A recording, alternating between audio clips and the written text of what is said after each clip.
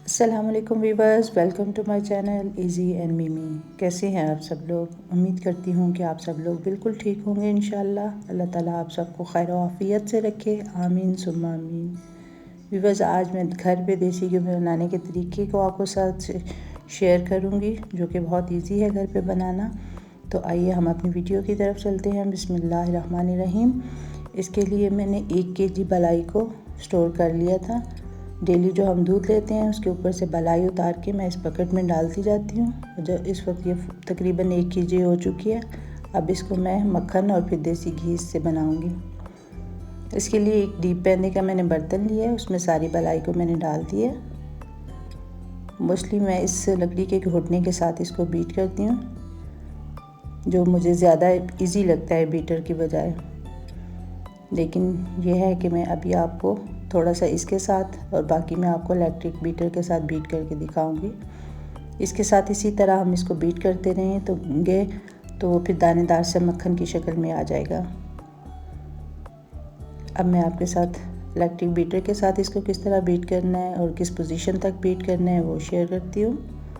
ये electric beater लिया है, उसको हम इसके साथ बीट करते रहेंगे बलाई को। और अगर आप सर्दियों में देसी घी बना रहे हैं तो उसके लिए आपको नीम गर्म पानी डालना होगा या फिर रूम टेम्परेचर का पानी। लेकिन अगर आप गर्मियों में देसी घी बना रहे हैं तो उसके लिए ज़रूरत के मुताबिक ठंडा पानी आप इसमें डालेंगे।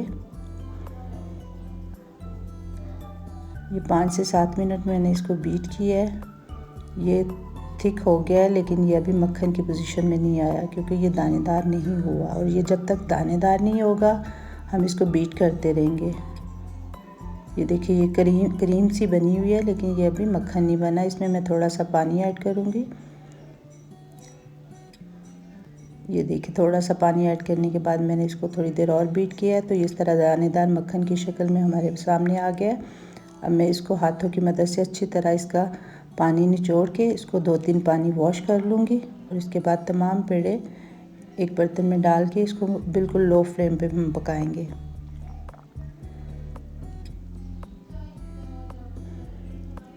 ये तमाम मक्खन जो है वो मेल्ट होना शुरू हो गया है।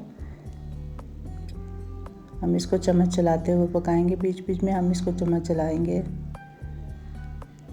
ये देखिए, ऊपर झाग आना शुरू हो गई है। और जब तक ये झाग ख़त्म नहीं हो जाएगी और नीचे ट्रांसपेरेंट सा घी हमारे सामने इस पोजीशन पे नहीं आएगा, हम इसको लो फ्लेम पे पकाते रहेंगे और बीच बीच में इसको हम चम्मच चलाते रहेंगे। अब हम इसको स्ट्रेन कर लेंगे।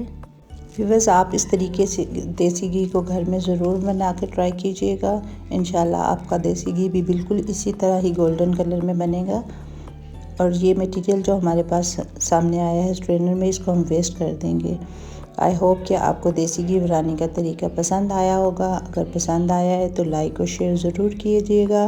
फिर मिलेंगे इंशाल्लाह किसी और रेसिपी के साथ। तब तक के लिए अल्लाह हाफिज़।